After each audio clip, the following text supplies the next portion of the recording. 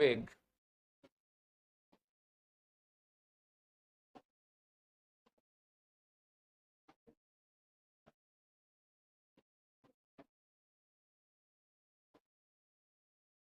आणविक जो वेग है, इनको हम मुख्यतया 3 प्रकार से पढ़ते हैं। आणविक वेगों को कितने प्रकार से पढ़ते हैं? 3 प्रकार से, ठीक है। तो यहां पे आप लिख सकते हैं आणविक वेग मुख्यतया 3 प्रकार के। क्लियर है भी? आणविक वेग 3 प्रकार के होते हैं, अच्छे से समझेंगे। न्यूमेरिकल यहां से आता है एग्जाम में, आपको फॉर्मूला जो है वो याद रखना है, न्यूमेरिकल कर दोगे आप। तो आणविक वेग मुख्यतया बताओ कितने प्रकार के होते हैं? 3 प्रकार के। नंबर 1 कौन सा होता है आपका? वर्ग माध्य मूल, ठीक है भी। पहला जो आणविक वेग है वो कौन सा आपका? वर्ग माध्य मूल वेग। क्लियर है? दूसरा है आपका औसत वेग, औसत वेग। और तीसरा जो टाइप है इसका वो है आपका प्रायिकतम या प्रायिकता वेग। इसको आप प्रायिकतम भी कह सकते हैं भी।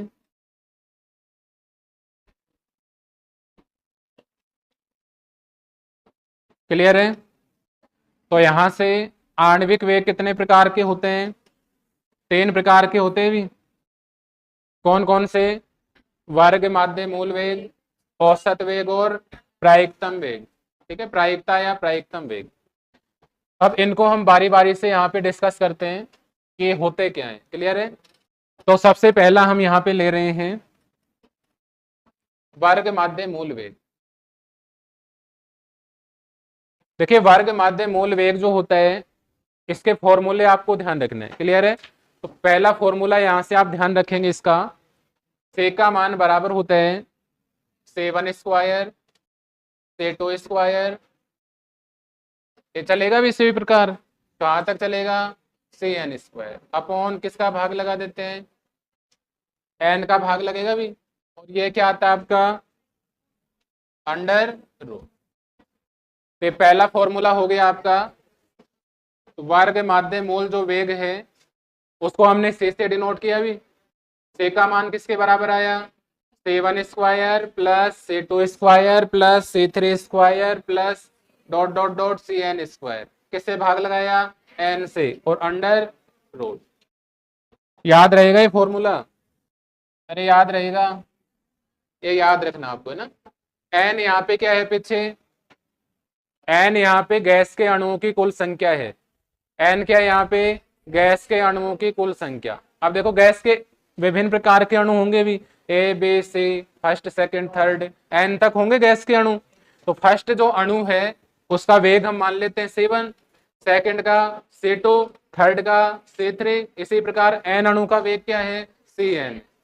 तो इनका वेग का स्क्वायर हम कर देते हैं, से1 स्क्वायर प्लस से2 स्क्वायर प्लस से3 square plus dot dot dot cn square. किससे भाग कर देते हैं? n से, और अंडर रूट। क्लियर है पहला फॉर्मूला? पीछे क्लियर है? यहां से देखिएगा, अब अणुगतिक समीकरण हमने पढ़ा था, अणुगतिक सिद्धांत समीकरण पढ़ा था भी। और अणुगतिक सिद्धांत जो समीकरण था वो हमने निकाला था, उसकी सहायता से हम वर्ग माध्य मूल वेग निकालेंगे। तो देखो आपने पढ़ा था पीवी इक्वल टू क्या था आपका? 1/3, और ये m और ये n और ये था भी PV equal to 1/3 mn c square. ये कौन से सिद्धांत से था आपका?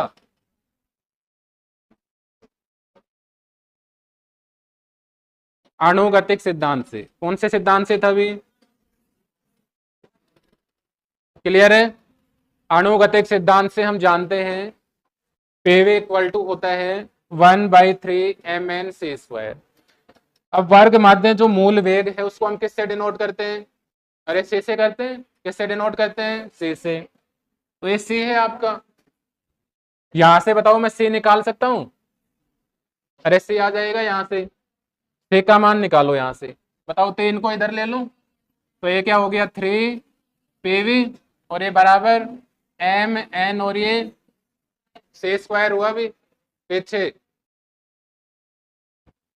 से स्क्वायर यहां से निकालेंगे तो ये से स्क्वायर इक्वल टू नीचे आ जाएगा ये 3 PV अपॉन M और ये क्या हो गया N हो गया। यहां से कैलकुलेट कर सकते हो, से यहां से कैलकुलेट करेंगे तो अंडर रूट में आ जाएगा ये। तो से इक्वल टू क्या हुआ अंडर रूट 3 PV और ये अपॉन MN हुआ भी। अब देखो यहां से n का मान यदि 1 हो, n का मान क्या हो if n equal to 1, n के स्थान पे 1 रख दो, क्या आएगा बताओ। n के स्थान पे 1 रखोगे तो यहां से c equal to under root 3 PV और अपॉन m हुआ भी। अंडर रूट 3 को बाहर ले लूं मैं, बताओ क्या लिख सकता हूं 1 पॉइंट, अरे रूट 3 का मान बाहर रूट 3 को बाहर लोगे तो 1.7, अंदर क्या बचा PV और अपॉन m हो गया। तो एक फॉर्मूला तो ये ध्यान रखेंगे आप, से का मान बराबर होता है 1.7 अंडर रूट PV अपॉन, याद रहेगा, अरे याद रखोगे, से का जो मान है वो बराबर होता है 1.7 under root PV by m। अब देखो आपने आदर्श गैस समीकरण पढ़ा है और आदर्श गैस समीकरण क्या होता है PV इक्वल टू nRT होता है भी। आइडियल गैस इक्वेशन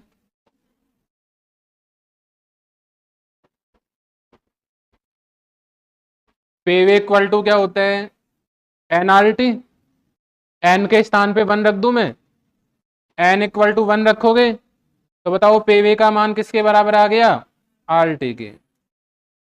बताओ PV के स्थान पे यहीं रख दूं, क्या यहीं रख दूं, इसमें PV के स्थान पे क्या रख दूं RT, तो ये क्या हो जाएगा 1.7 अंडर रूट और ये क्या हो गया आपका RT और ये बाई, ये दूसरा फॉर्मूला हो गया आपका। से का मान बराबर होता है किसके बराबर होता है 1.7 under root RT by m। Clear है दोनों फॉर्मूले। एक तो ये फॉर्मूला आपका हुआ, दूसरा फॉर्मूला आपका क्या हुआ से equal to 1.7 under root RT और ए बाई m हुआ। क्लियर है। इसके बाद में देखो आप एक फॉर्मूला और लिख सकते हैं, m अपॉन v क्या होता है, यहां से इस इक्वेशन से देखो आप, ये इक्वेशन था आपका,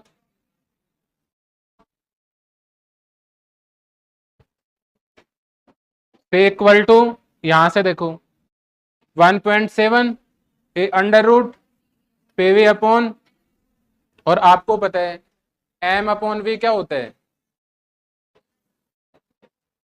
अरे m अपॉन v डेंसिटी होता है, m अपॉन v क्या होता है डेंसिटी। तो बताओ यहां से m अपॉन v के स्थान पे d लिख सकता हूं मैं कि द्रव्यमान में वॉल्यूम का हम भाग लगाते हैं तो उसकी डेंसिटी कहलाती है। क्लियर है। तो m अपॉन v के स्थान पे यहाँ पे क्या लिख सकते हैं हम d लिख सकते हैं भी। तो से इक्वल टू 1.7 और ये आपका क्या हुआ अंडर रूट और ये आपका p और ये बाई, ये आपका तीसरा फॉर्मूला हो गया, ये ध्यान रखेंगे आप।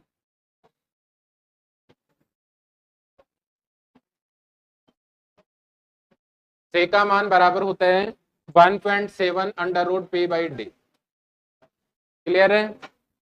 तो ये था आपका वर्ग माध्य मूल वेग। इसको एक बार दोबारा से देखेंगे। वर्ग माध्य मूल जो वेग है इसको हम किससे डिनोट करेंगे, वर्ग माध्य जो मूल वेग है इसको हम c से डिनोट करते हैं भी, और c का जो मान है वो किसके बराबर होता है c1 square plus c2 square plus c3 square plus dot dot dot cn square upon n होगा और अंडर रूट में होता है। पहला फॉर्मूला ध्यान रखोगे। अब यहाँ से न्यूमेरिकल अगर वो पूछेगा तो आपसे कहेगा कि ए बी सी गैसों के वेग का मान इतना है। क्लियर है। नंबर ऑफ मोल्स इतने हैं, इसके लिए वर्ग माध्य मूल वेग निकालो। ये फॉर्मूला ध्यान होना चाहिए आपको। से का मान बराबर होता है C1 square plus C2 square plus C3 square dot dot dot CN square by n और अंडर रूट। दूसरा फॉर्मूला कहां से निकालना आपको? अनुगतिक सिद्धांत से। अनुगतिक सिद्धांत समीकरण क्या होता है आपको पता है, पढ़ा था आपने, Pv equal to 1/3 mn c square, ये अनुगतिक सिद्धांत समीकरण होता है।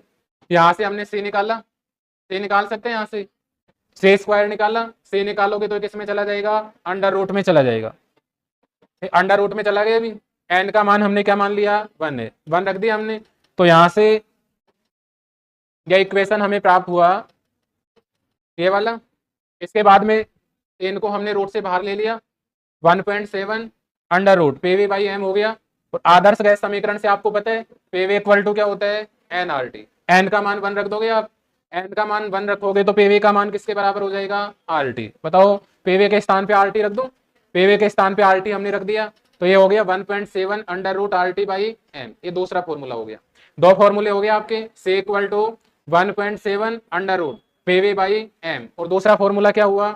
C equal to 1.7 under root RT by M, और एक ऊपर वाला फॉर्मूला हुआ आपका C1 square plus C2 square plus C3 square dot dot dot plus CN square upon n का अंडर रूट। उसके बाद में हमने क्या किया, इस इक्वेशन से आपको पता है m अपॉन v क्या होते हैं? d होते हैं डेंसिटी, वॉल्यूम, मोलर मास में हम अगर वॉल्यूम का भाग लगा देते हैं, m में यदि हम v से डिवाइड कर देते हैं तो डेंसिटी के बराबर हो जाता है। तो m अपॉन v का मान किसके बराबर? d के। तो यहां से बताओ, नीचे m है, ऊपर क्या है? v, तो d आ जाएगा। ये क्या हो गया आपका? d। तो यहां से c का मान बराबर हो गया 1.7 under root p by d। तो ये 3-4 फॉर्मूले जो हैं आपको ध्यान रखने हैं वर्ग माध्य मूल वेग के। क्लियर है? तो आज के लिए इतना ही। नेक्स्ट क्लास में हम सेकंड इसका जो टाइप है औसत वेग और आपका प्रायिकतम जो वेग है उसको डिस्कस करेंगे। ठीक है, आज के लिए इतना ही। Thank you all of you.